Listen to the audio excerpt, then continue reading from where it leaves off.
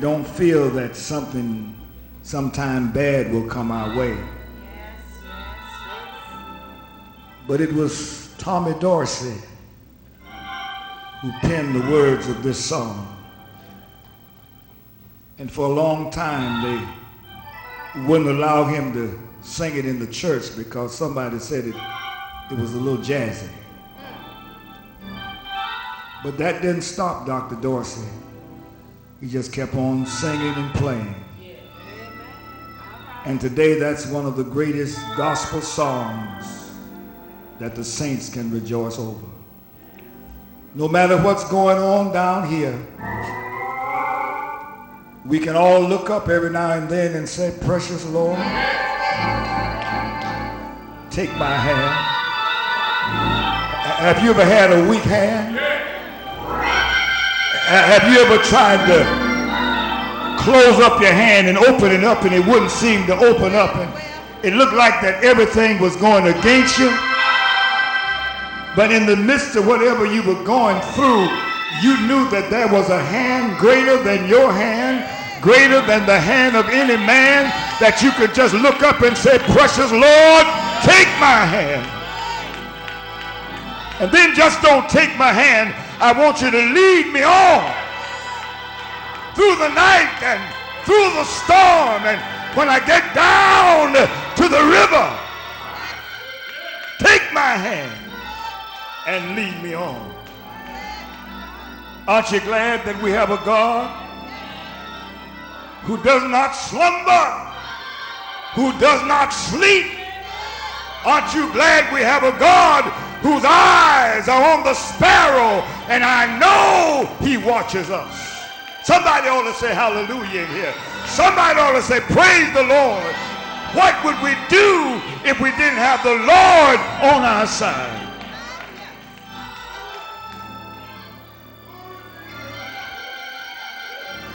Thank you, Lord. I don't know about you, but I just want to say thank you, Lord.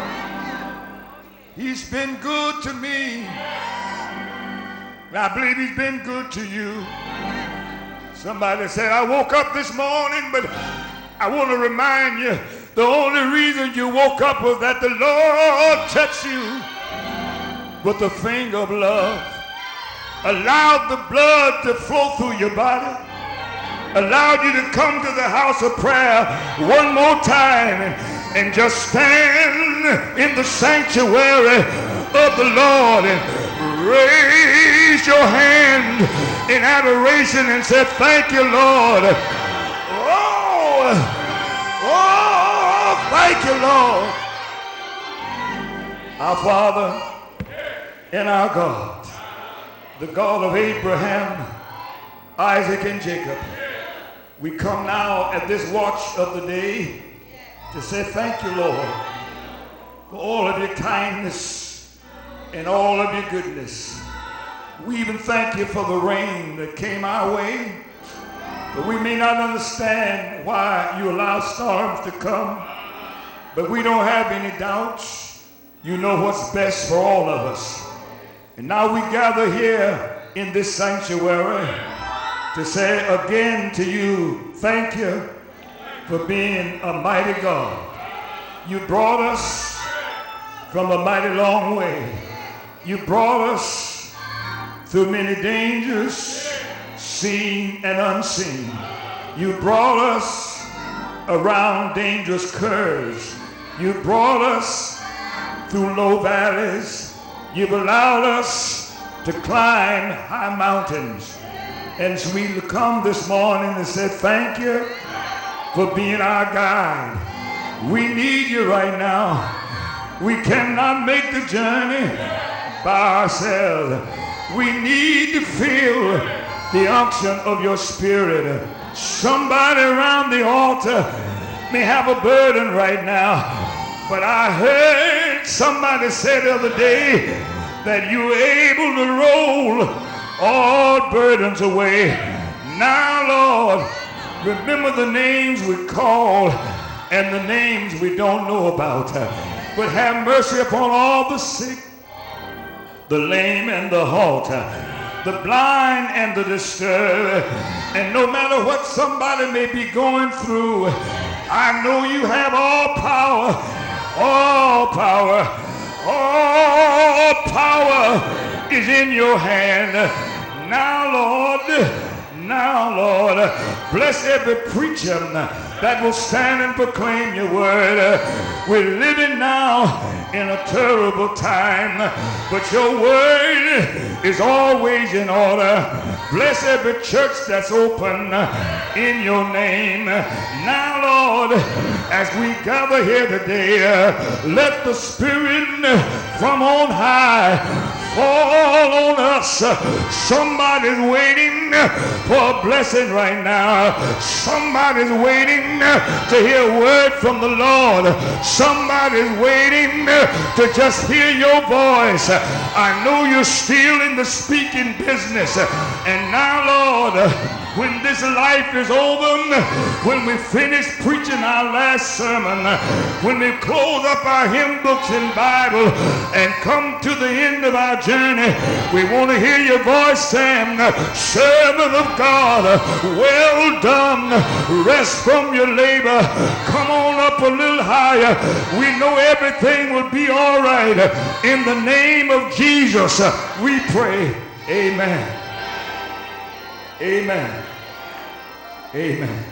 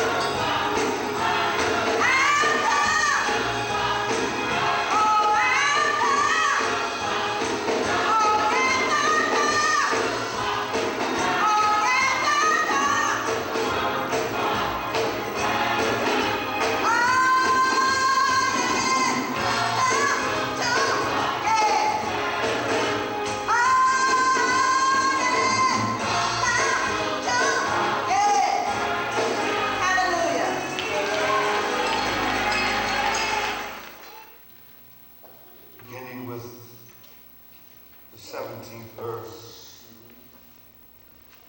Paul says to the church at Philippi, "Brethren, ye followers together of me, and mark them which walk so as ye have us for an example. For many walk, of whom I have told you often, and now tell you even weeping, that they are enemies of the cross of Christ, whose end is destruction, whose God is their belly, and whose glory is their shame, who mind earthly things. For our conversation is in heaven, from whence also we look for the Savior, the Lord Jesus Christ, who shall change our vile body, that it may be fashioned like unto his glorious body, according to the workings whereby he is able even to subdue all things unto himself." You may be seated. I want to talk with us today from this thought, pressing on, marking those who walk as examples.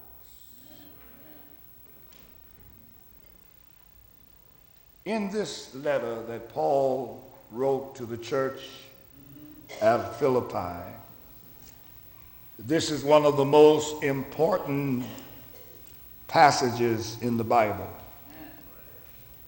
It has to do with the example we set before the world and before our families and friends. The way we live and what we do influences people. We may not want to influence them, but it does not matter whether we want to or not. They are influenced by us, family, friends, and children. Everyone who knows us watch us, and they follow both the good and the bad of our example.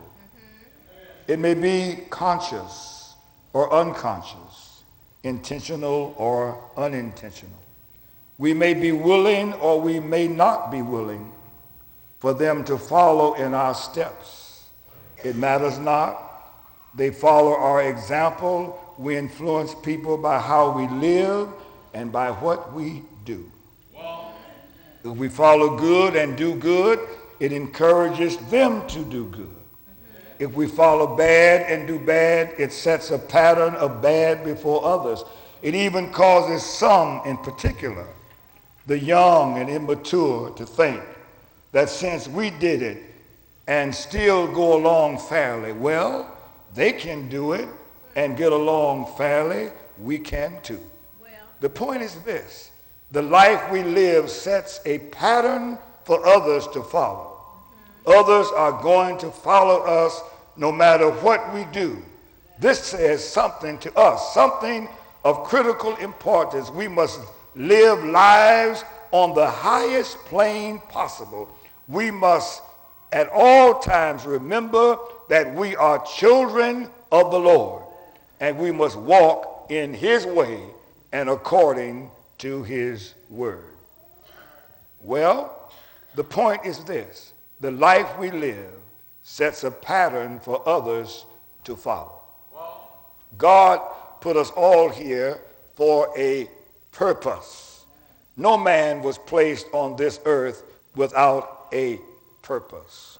So God put all of us here for a purpose. And those of us who are a part of the body of Christ, part of the church of the Lord Jesus, we must walk according to his way, not the way of men, not the way of the world, but we must walk according to the way of God. Now, first reason, some walk as examples. Reason number two, many walk as enemies of the cross. Reason 3, the believer is a citizen of heaven. If you are a citizen of the United States of America, that's wonderful. But if you are a born-again child of God, you have citizenship in heaven. So Paul has a testimony. He says we must mark those who walk as examples first, because they do walk as examples. What Paul says, he and others followed Christ even so diligently. Therefore, they were dynamic examples as to how people should walk and live. And the reason they were examples was because they followed Christ. If we are followers of Christ, then we must be examples of Christ. When people see us, they ought to see us as being Christ-like. They ought to see us as having the mind that is in Christ Jesus. When a person lives a life on the highest plane, when he lives like Christ said to live, he is an example. He is living just like we all should live, just as Christ said. What did Paul mean when he was claiming perfection, claiming to be the perfect pattern for men to follow? No, 1,000 times, no. In fact, the very opposite is true. He had just declared that he could never stand before God in his own righteousness. Paul had his own self-righteousness. The Bible says that the Israelites had their own righteousness. They had a zeal of God, but it was not according to the righteousness of God. So they went about to establish their own righteousness. May I remind all of us that we have no righteousness. There is no righteousness in the flesh. The spirit and the flesh, they are always at war with each other. But in the midst of it all, as Christians, as believers of God, we must pattern our life to walk after Christ. We're not to follow men. Now, Paul says you are to follow me as I followed Christ. You have no business following anybody that's not following Christ. When I hear some of our young people talk sometimes, they say, where are you going? They say, nowhere. I don't want to follow anybody that's going nowhere. We ought to have some sense of direction in life where we are going. So if we are examples to the world, if we are followers of Christ, then we should walk according to the statutes of Christ. Now, we all have sinned and come short of the glory of God. That's a fact. We all have sinned and come short of the glory of God. But when you do sin, you should take time to have a period of cleansing. You should take time to ask God, Lord, forgive me of my sins. And let me tell you one of the things that is important. You are not to carry unforgiven sins on your back or on your shoulder.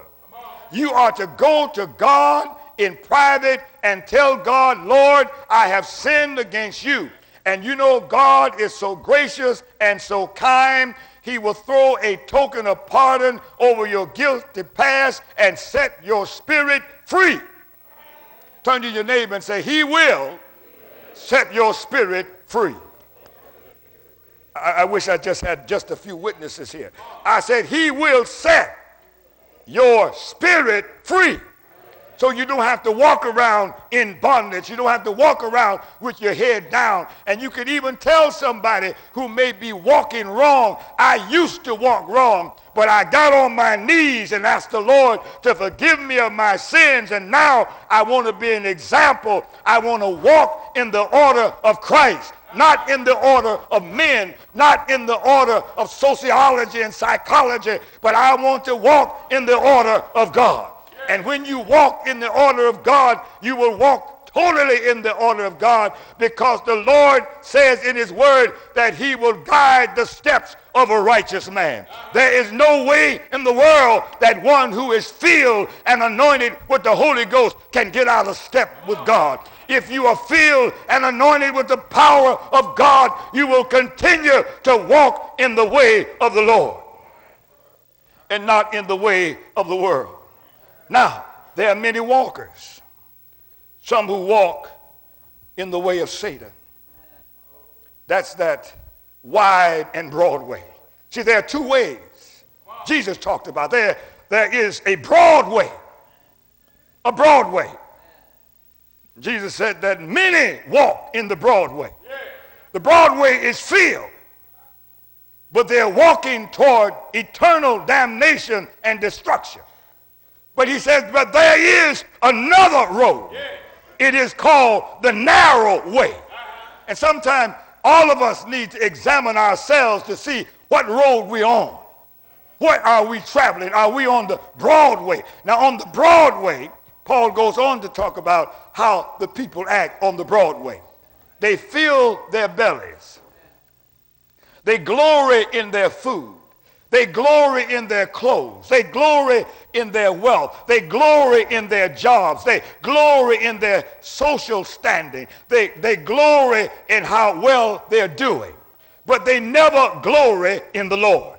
But I want to tell you, whatever you have, you ought to thank God for it. Because it's God who blesses you. It's not you who blesses you. Because you don't have enough blessings to bless you. But God has enough blessings to bless you and anyone else who desires blessings from him. You cannot beat God-giving no matter how you try.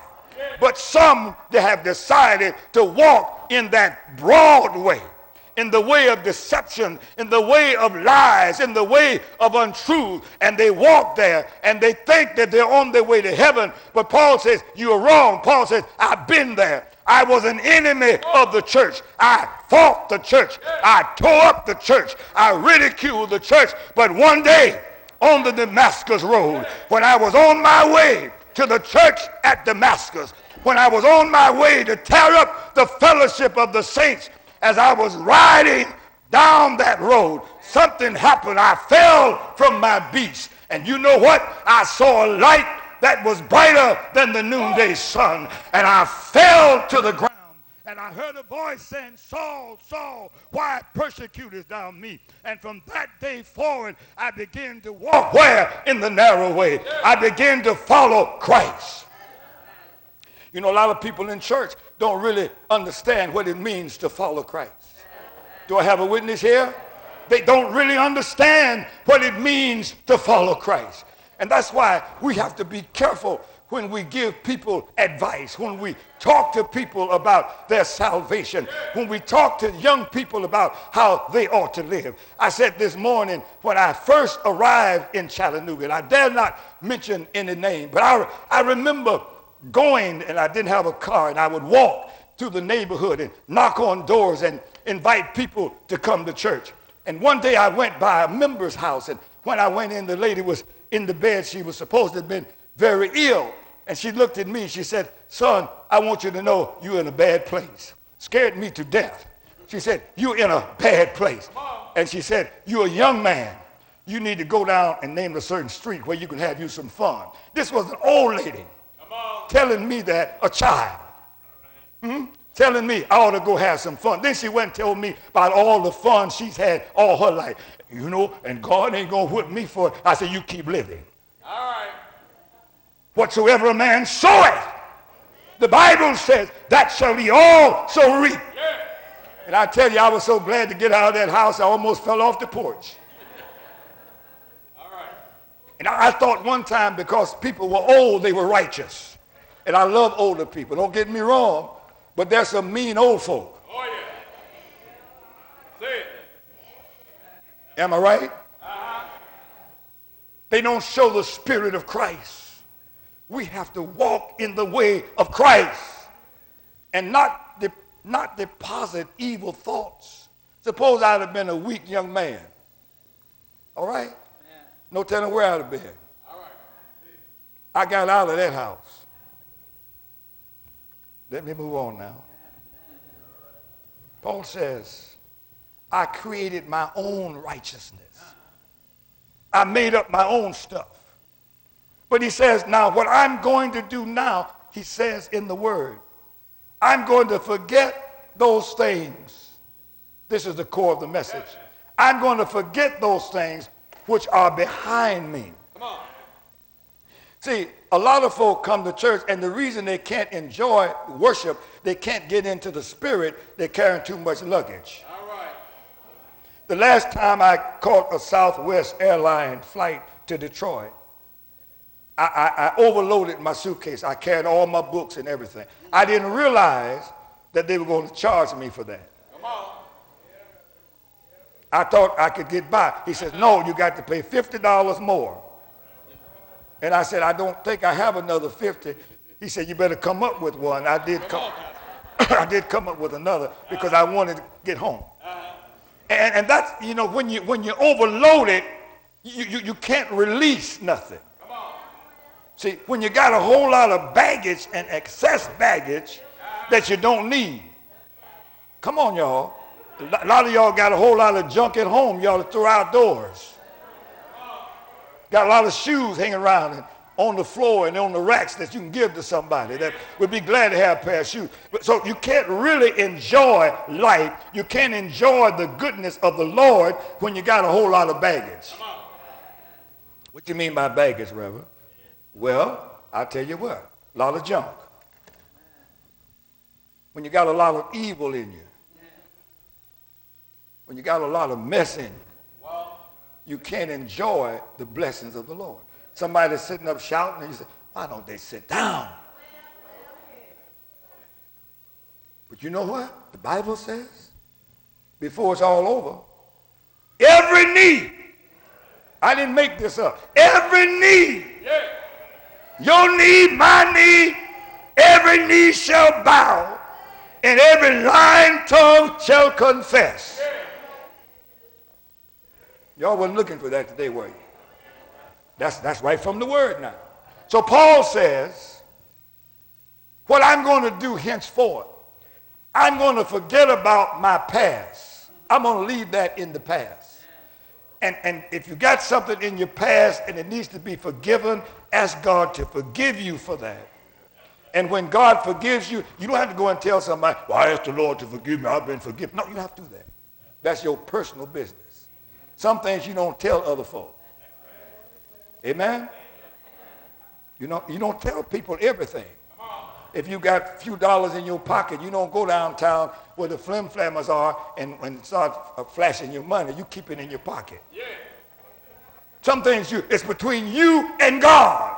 And the world will know that you're different by the way you walk, by the way you talk, by the way you live, by the way you take care of your family, by the way you love your wife, and the way you love your children, and the way you love the Lord. The world will know that you're on the Lord's side. You don't have to stand up in church and talk 50 minutes and give a testimony. People will know if it's real or not by your actions. There's some folk that will come to church and shout, and I'm not against shouting, go right outside and curse you out. And they won't even apologize. Y'all not had that pretty car parked that way, I wouldn't have hit it. Maybe if you'd been looking where you were going, you wouldn't have hit it. You got to have the right spirit. As Christians, as people of God, we cannot turn this world upside down because the mess is in the church, in the house of the Lord. And then I'm not worried about it because the Bible says, and very clear, on Judgment Day, judgment's going to start where? In the house of the Lord. God's going to clean up the church. Whether you like it or not, God's going to clean it up. He said, I'm coming back for my church, and I don't want a spot or a wrinkle to be in it. I want those who have not soiled their garments. I'm coming back for my church. So Paul says, I'm going to forget about the past, and I'm going to press on now toward the mark of the high calling in Christ Jesus. Now let me explain this to you. In life, there are two callings. There's the calling that comes from hell. Don't fool yourself. Satan is still peeping up out of the earth, calling. Woo, woo, woo, woo. Yeah, he's still calling.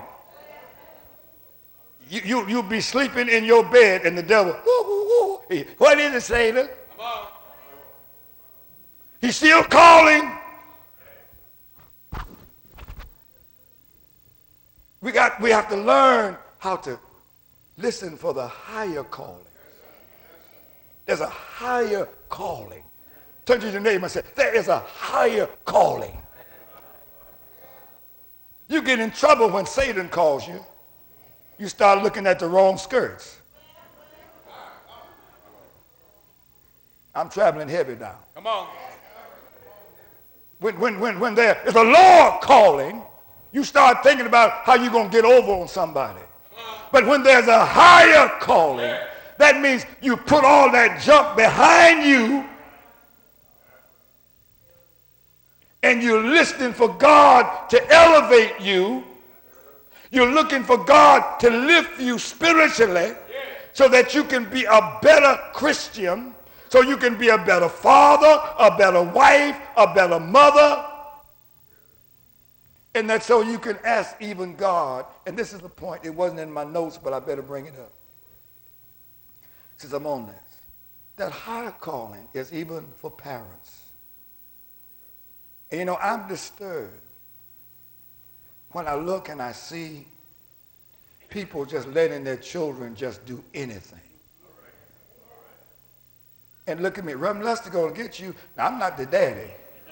And I'm not going to no jail for child abuse. My hands are clean. But you don't have to beat a child to death to get him to obey. Just tell him, don't touch that. Teach them some manners. And it's all in the scripture. But you got to hear the high calling. You can't sit around and read all these old funny magazines and stuff and expect that's going to rear your children. You need to get your Bible, and the Bible says train up a child not in the way he wants to go, but in the way that he should go. And when he is old, he will not depart from what you've taught him. But a lot of people are not hearing the higher calling. They're too busy listening to the rap singing. I haven't been able to figure any of that out, so I'm not a rapper and I don't want to be. The higher calling. What is the higher calling? God wants to elevate us up. He wants us to be on higher ground. And I'll close. You know what? When I was preparing this message, I thought about this hymn, and I'm through. I'm pressing on the upward way. New heights I'm gaining every day. Still praying as I onward bound. Lord, plant my feet on higher ground. My heart has no desire to stay where doubts arise and fears dismay. Though some may dwell where these abound, my prayer, my aim is higher ground. Yeah.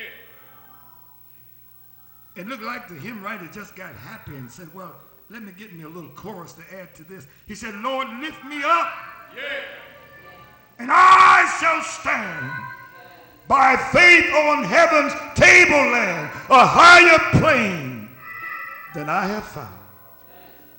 Lord, plant my feet on higher ground. And then Jesus said in the word, and if I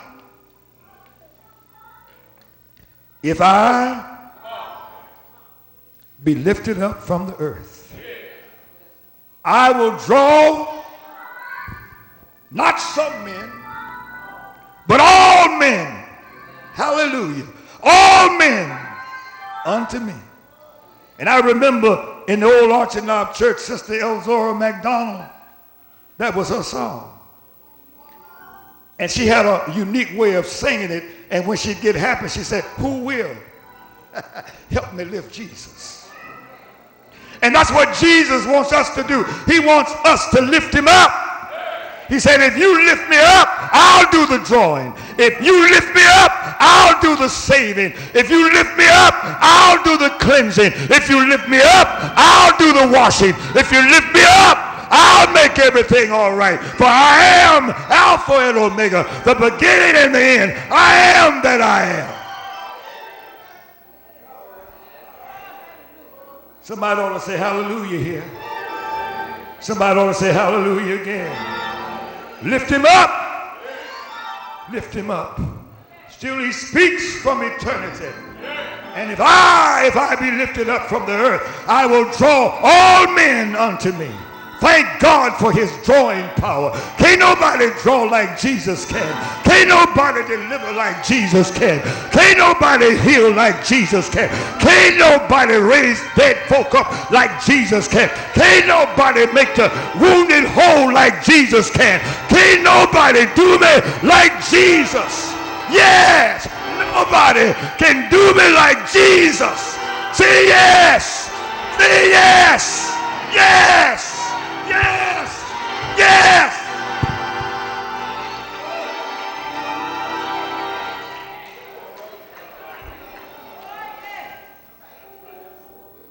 Hallelujah. Somebody ought to say hallelujah. Hasn't God been good to you? Hasn't he been good to you? Hasn't he been good to you? Stand on your feet and say he's been good. He's been good. Yes, he's been good. Yes, really good.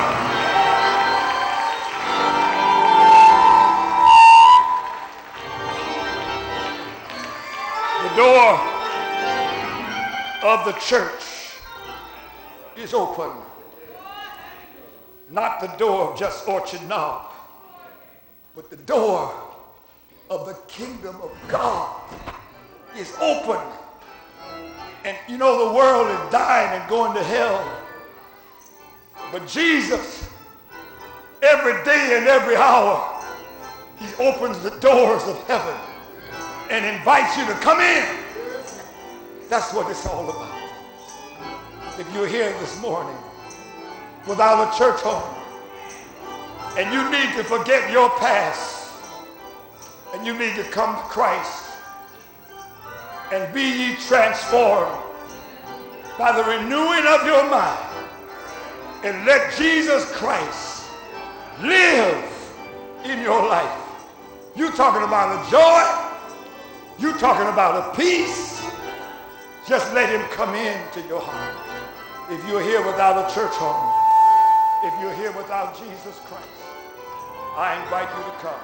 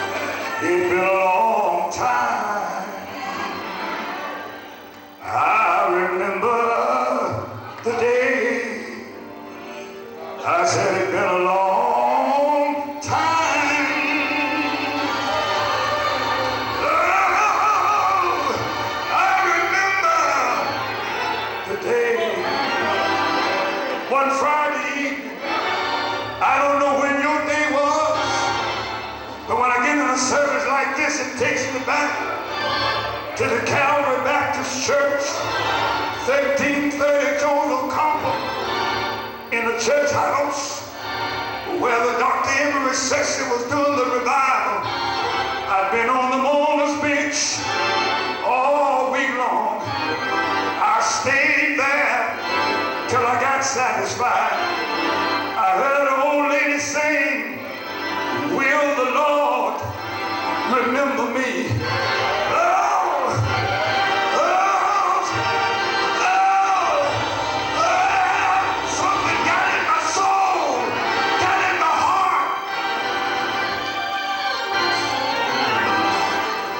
Drawing power of Jesus.